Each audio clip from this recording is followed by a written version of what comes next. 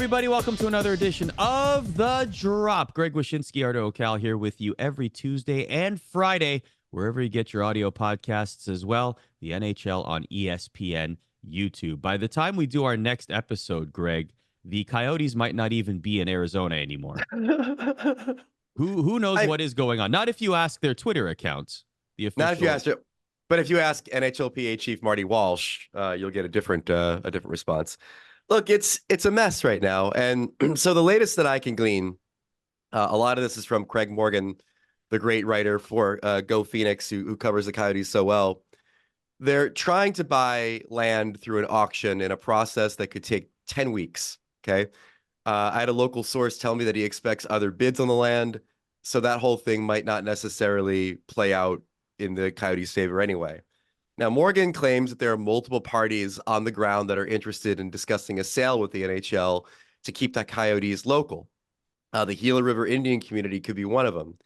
Phoenix Suns owner Matt Ishiba, he's kind of like lurking in the shadows right now. We're not really sure what his situation is with this team, but he's obviously going to look to buy it at a discount if he's going to buy it at all to pair with the Suns and try to get a new arena. Could the NHL take the team over again in the meantime? I mean, they did own the Coyotes for a while. About a decade ago in a very dark time for NHL ownership. So those are on the table, and as is, of course, relocation. Obviously, Salt Lake City is the one we all have our eyes on, but I still think that's a nuclear option, Arda, because are the owners do they really want to keep $1 billion of expansion money off the table? And that's essentially what you'll be doing if you allow the Coyotes to relocate. I think the next two expansion cities for the NHL are probably Salt Lake City and Atlanta.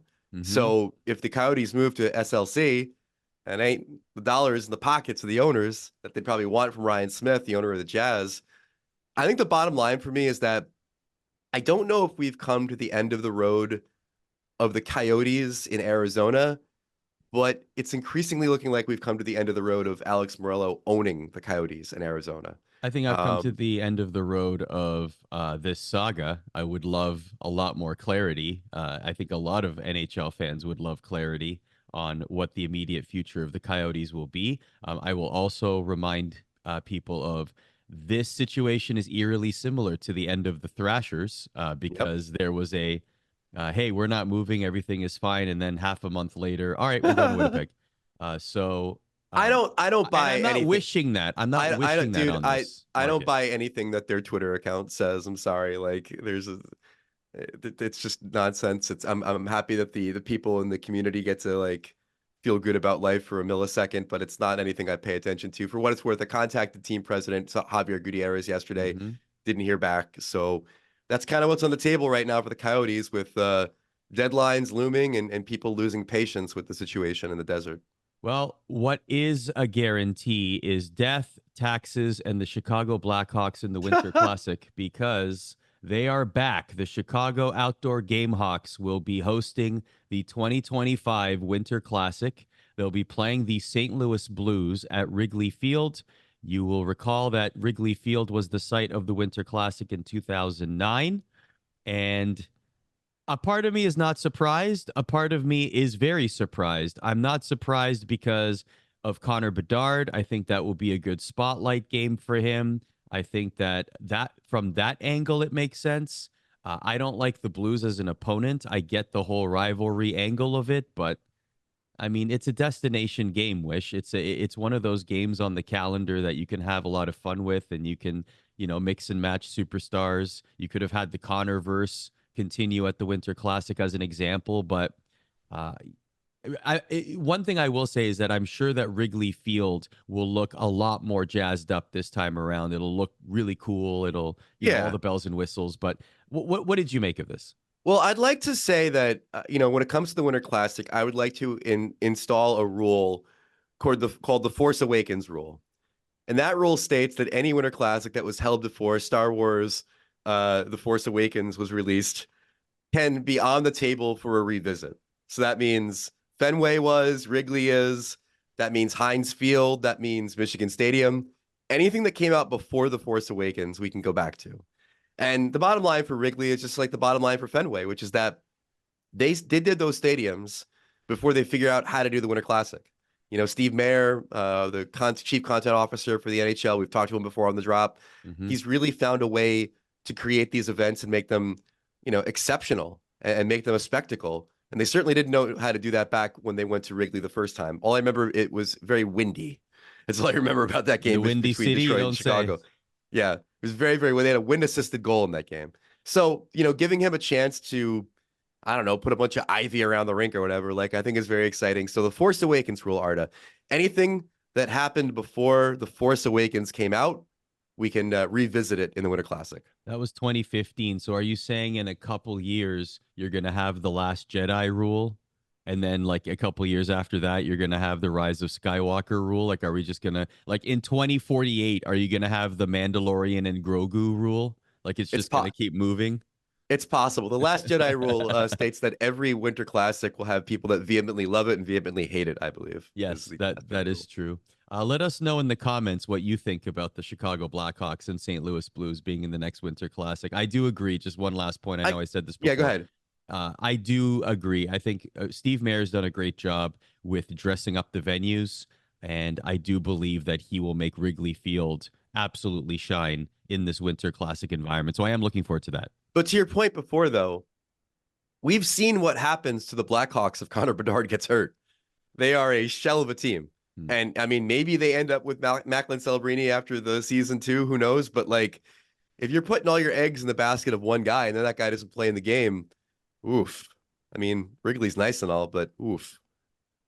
Who will the New York Rangers be putting all of their eggs in which basket? I could have probably said that better, but you know exactly what I'm talking about as it pertains to goaltending. They got a decision to make here. Jonathan Quick has been fantastic. He's a .919 save percentage across 19 games. He's 12-4-2. He started the last 3 games and he's let in 2 or less goals in each of those starting assignments. Meanwhile, Igor Shesterkin, an .899 save percentage, very unlike him, his Vezina, I said nearing Hart Trophy caliber season, but he is 19-12-1 in 32 games.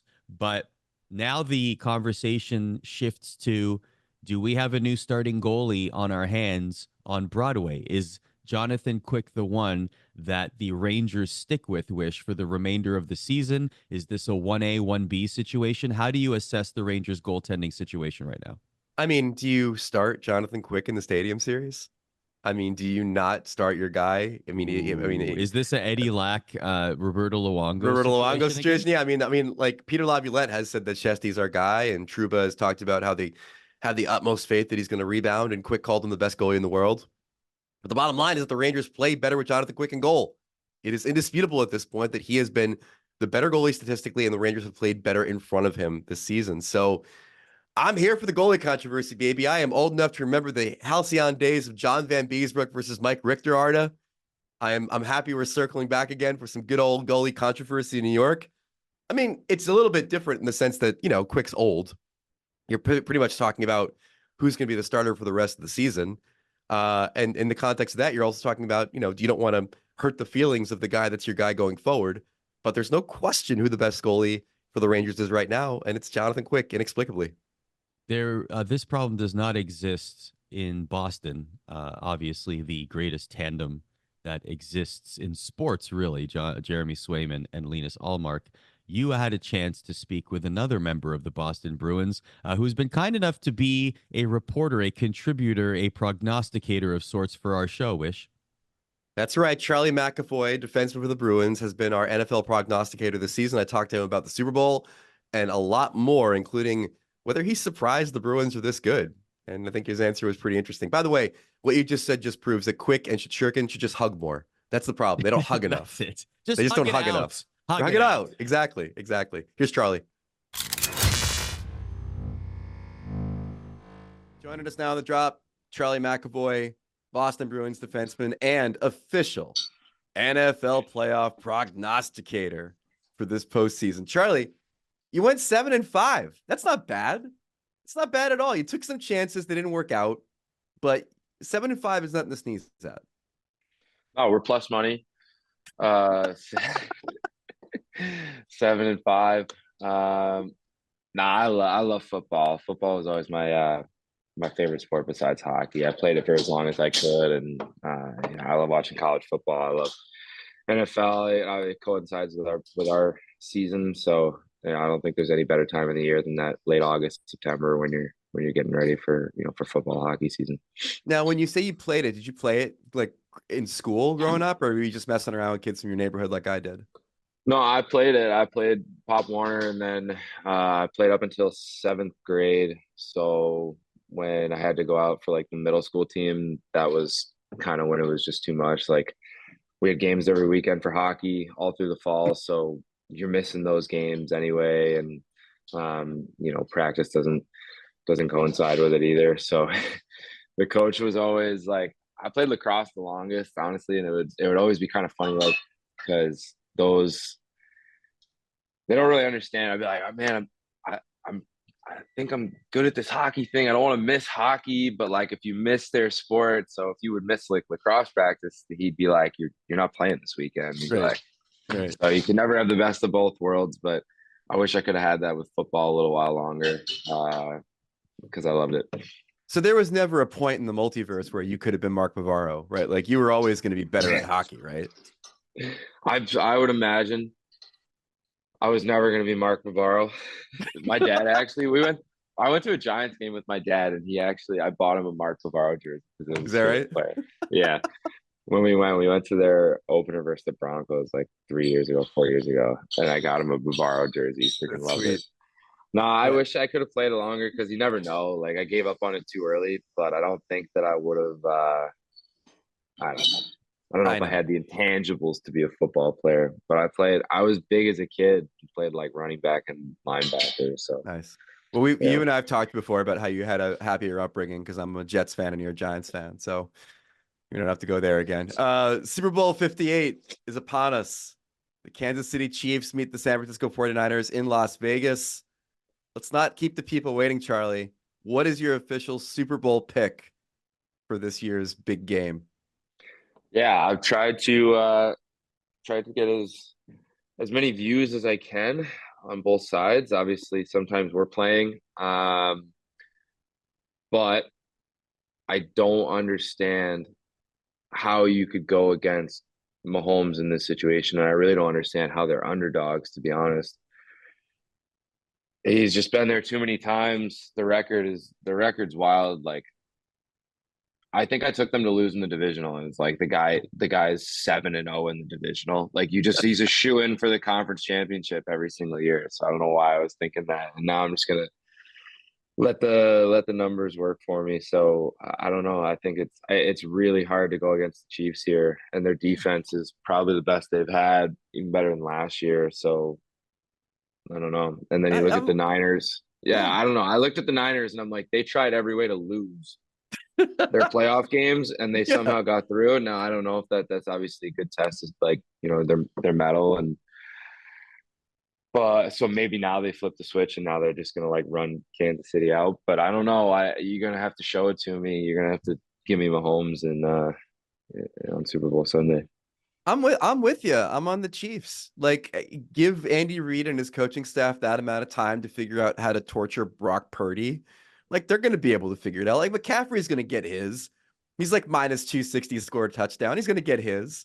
Yeah. But like, if they give the Chiefs time to figure out how to torture Brock Purdy, they're going to torture Brock Purdy. Oh, and by the way, their offense is playing really well too right now with Mahomes, Pacheco, everything. So we might both look dumb at the end of the day. It might be Brock Purdy telling us all how excited he is to go to Disneyland at the end of the Super Bowl. But I'm with you. Like, the idea of the Chiefs being an underdog in a game like this is mind-boggling. So I'm with you on the Chiefs. You're gonna have to show it to me. Like, they had to go the hard way, so they went into Baltimore, they went into Buffalo, and they won both those games into Buffalo, Buffalo, and then into Baltimore, freezing, and like. That's the same Baltimore team that put up 35 on San Fran in San Fran. Like, I know those games don't really, you like to play that game a little bit, but like they went and won that game with their defense. So I don't know. I like give me Mahomes as an underdog in the Super Bowl, and it feels like a gift. There you go. McAvoy, Wyshynski, both in the Chiefs. We're throwing Taylor Swift friendship bracelets at each other. We're very excited. We're both on the Chiefs. What'd you think about Gonna Swift get. and Kelsey, by the way, the whole thing with there? Uh, I think it's pretty cool. We were joking about it the other day because obviously, like, my wife loves Taylor Swift, and I'm not ashamed to say I listen to Taylor Swift too. Me too. Yeah, she's an icon. I just was saying, I'm like, man, she couldn't have dated a hockey player. Someone was saying the revenue of what she's brought to the NFL. And obviously she's helped her own brand along the way. But I was like, man, like we couldn't have gotten like Jack Hughes or somebody to slide into her DMs. I don't know.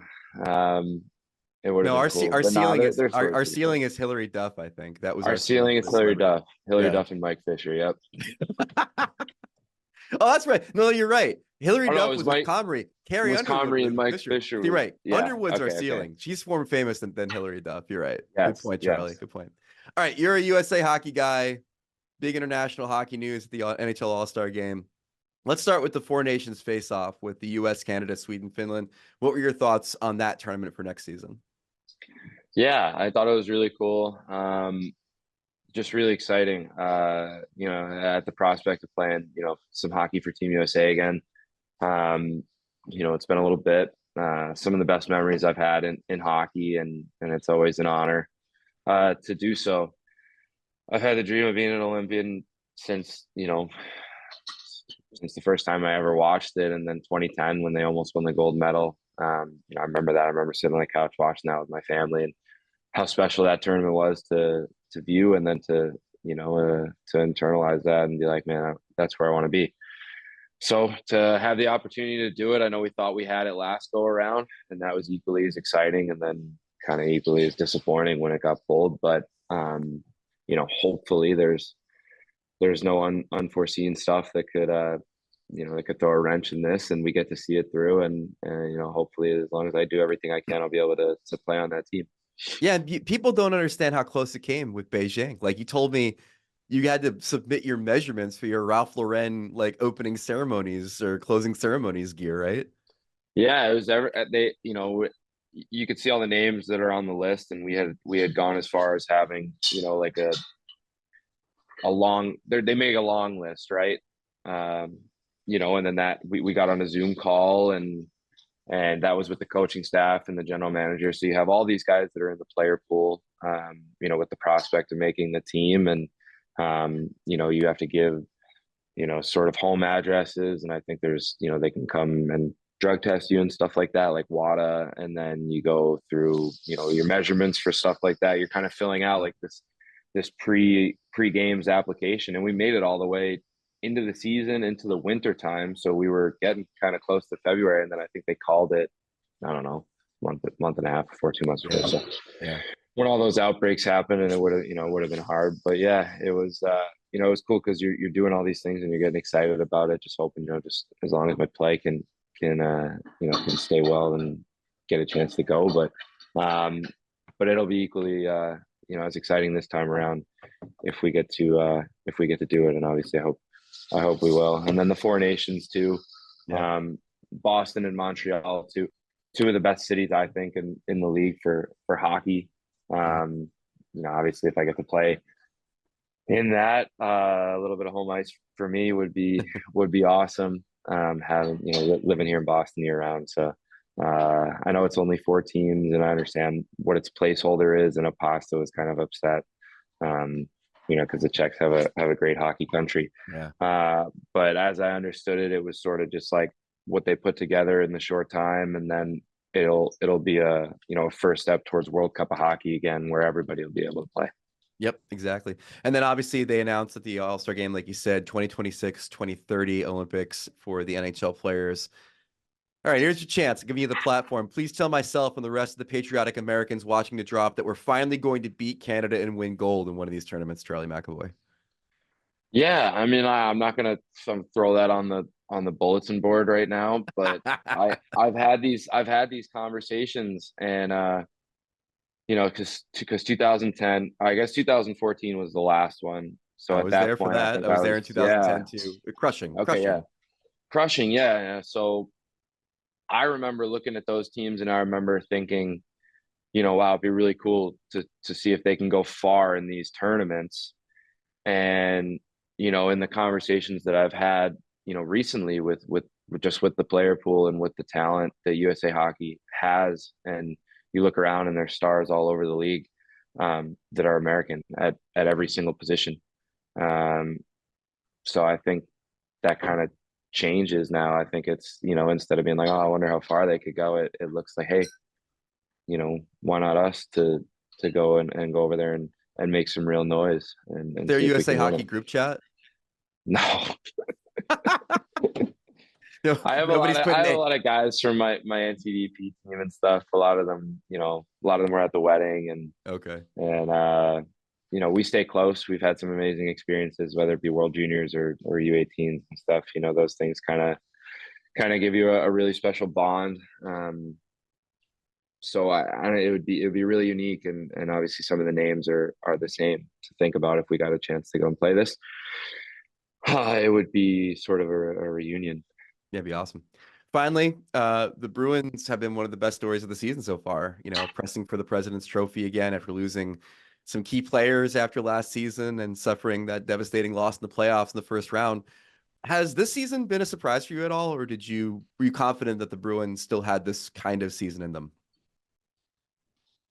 I thought you rely upon the culture, I guess, and that is a winning culture. Sort of doing all the things you need to do in order to win. But I was definitely surprised. I'll say it.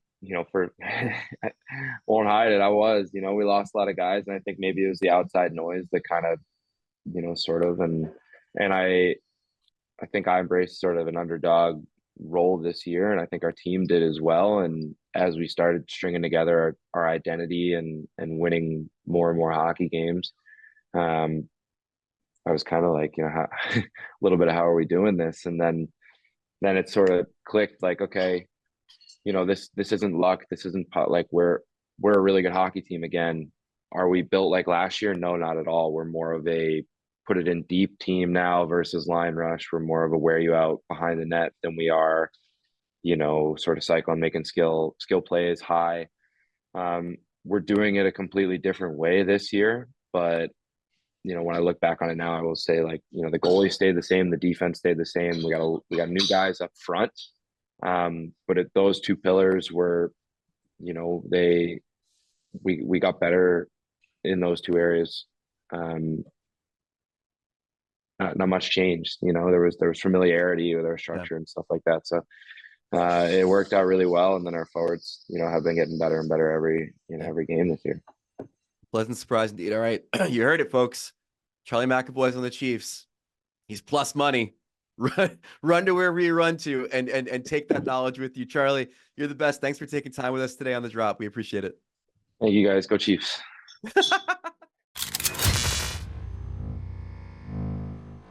Charlie, thank you very much for giving us your predictions throughout the NFL playoffs. And he has selected the Chiefs to win the Super Bowl. What's your pick? My pick is the Chiefs as well. I just, all right. Listen, Taylor Swift has written the script. Let's be honest. We know this. The world wants the celebration of Travis Kelce and Taylor Swift. I got my ring. Here's your ring. I mean, what a storyline, right? Oh my God. Could you imagine? I will say, though, that as a student of Swiftian metatext and as somebody who, believes in karma, her behavior at the Grammys may have turned things sour. I don't know. I am a little bit concerned about the karmic the karmic reverberations of her behavior at the Grammys. Why do you say this? She won an award and used the time to announce a new album. She didn't hug Celine Dion on stage. She was acting a little bit immature. She made that up scenes. Backstage, though. She made it up, right? There was a picture of them hugging. Wow. Okay. The Swifties are turning. They're like, this is like the mean girl from high school becoming the queen of the world, is what they're saying, Arda. If the 49ers win the Super Bowl, does Taylor Swift make a diss track about Brock Purdy? Bottom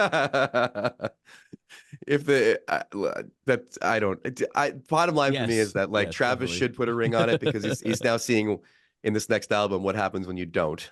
So he should be very afraid. By the way, nothing like having to talk about how people are being mean to her about the Grammys in the week leading up to the Super Bowl for Travis Kelce. I'm sure he's really enjoyed those conversations. No kidding. And all the conversations about how's she going to get home from Tokyo to go to the Yeah, game, etc. good stuff. People are suddenly traffic reporters in the air. So the Super Bowl obviously is going to dominate headlines all weekend. And also one of the more fun things to do is to watch the Super Bowl commercials. If the NHL were to create a Super Bowl ad wish, Yes. what would it look like in your mind? You know, there was precedent for this. There was a time, remember when Ovechkin scored that incredible circus goal early in his career, where he kind of like tumbled on his shoulder and knocked the puck in with his stick? I think it was against the Coyotes. There was some talk about why not just make that the Super Bowl commercial, talk about how cool hockey is. But here's the thing. A lot of people just don't like hockey. So you have to reach them in a different way. You have to reach them on their terms. So here's what I do. Picture a beach, okay? Now picture pink plastic houses surrounding a beach. Beautiful Technicolor day. Connor McDavid wakes up in his bed. He turns to his window and sees Connor Hellebuck. He says, "Hi, Connor." Hellebuck says, "Hi, Connor." They both see Connor Bedard walking down the street. They go, "Hi, Connor. Hi, Connor. Hi, Connor." And then they see Connor Brown and Connor Murphy and Connor McMichael. And they all repeat, "Hi, Connor. Hi, Connor. Hi, Connor. Hi, Connor." Kyle Connor is Weird Connor. He's up on a mountain. Connor's his last name. It's not his first name. He's Weird Connor. Mm-hmm. The commercial ends with Connor McDavid saying, "My job is goals." Out. Watch attendance triple in the National Hockey League. By Connors, though. Like attendance among people named Connor, first name or last name, has quadrupled in the last 2 weeks. I like that. I like the Connorverse commercial and just expand it to every Connor that possibly exists. I would redo the Pond of Dreams commercial. But make the veterans like Sidney Crosby and Alex Ovechkin and Patrick Kane, you know, that era, and then they're passing the torch to Jack Hughes and all the young studs, Connor Bedard, but then in the middle it's sort of like McDavid and Austin Matthews, like, hey, wait a minute, you skipped a generation here. Yeah, that could be like the comic relief at the end of the. We commercial. got next. Yeah, we got next. What are you talking about, Bedard and Hughes and all the young? The closest the NHL has ever come to breaking through pop culturally has been a Thanksgiving Day parade floats. We don't think we've ever done a Super Bowl commercial. So there you go. On the table. We've given you some two great ideas. Make it happen. Yeah, I like it. So the Super Bowl will be handing out hardware. So is Wish. You delivered a delightful article that everyone should check out at ESPN.com about who you have your eyes on for NHL awards. We're getting to that season. We can essentially talk about this every week for the remainder of the season, looking at the NHL Awards Watch. A goalie for MVP, a tie for the Calder. Now that is spicy. I like that. Break it down for us. Yeah, as you know, the NHL Awards Watch is different than other awards prognostications. It's not my speculation. It's not a computer spitting out a bunch of potential winners. It's the actual voters sharing with me their current ballots for these awards. So the Hart Trophy leader is Nathan MacKinnon, because he's atop the vast majority of the voters' ballots right now, with Connor Hellebuck and Nikita Kucherov right behind him. Do you like that top three, Arda? I do. It's solid, strong top three, I would say, honestly. Should we give the Hart Trophy to more goalies is the question. I was on that Shesterkin train very hard. I really felt like the thing I will ask though is Connor Hellebuck is a fantastic goaltender. Connor Hellebuck is definitely worthy of conversation for the Vezina and for the Hart Trophy. My question to you is he the most valuable player to his team compared to every other team? I don't think he is. I actually think I was a little surprised to see Kucherov not get more love. And I did collect these ballots before his lackadaisical skills competition report. Before or after? That did not influence the voting. But I mean, you look at the gap between him and the next highest scorer on the Lightning. It's pretty remarkable that he's not getting more support for MVP, because he really has like shepherded the Lightning through some real adversity. Vasilevsky's not played well. Now the injury to Sergachev, which we saw a very emotional Instagram post from Sergachev before the show, talking about the injury that potentially could cost him the rest of the season. So I would hope that Kucherov gets a bit more support going forward. And quite frankly, if McDavid continues to produce the way he does, he's knocking one of these guys out. of Yeah, the top three. true. Like it might even be Hellebuck, but that can't take away from Hell. We'll talk about the Vezina in a minute. What about the Norris? Yeah, Quinn Hughes has been leading this award for the last 3 months. Makar has been the only other player to get a first place vote. Noah Dobson's been getting some down ballot support, but it's Quinn's award to lose, and it seems like as long as he stays healthy, then that's going to just be the situation for them going forward. I've been really impressed with the way he's played, and imagine he'll maintain that pace. Quick thing on defensemen: Quinn Hughes and Cale Makar both on pace for 100+ point seasons. If they are to do that, it would be the first time in NHL history two defensemen break the 100-point barrier in the same season, which is pretty remarkable. Wow. Yeah. Wow. The Calder. Yeah, this was the big one, man. Bedard had been the unanimous choice in consecutive seasons, or consecutive months, I should say.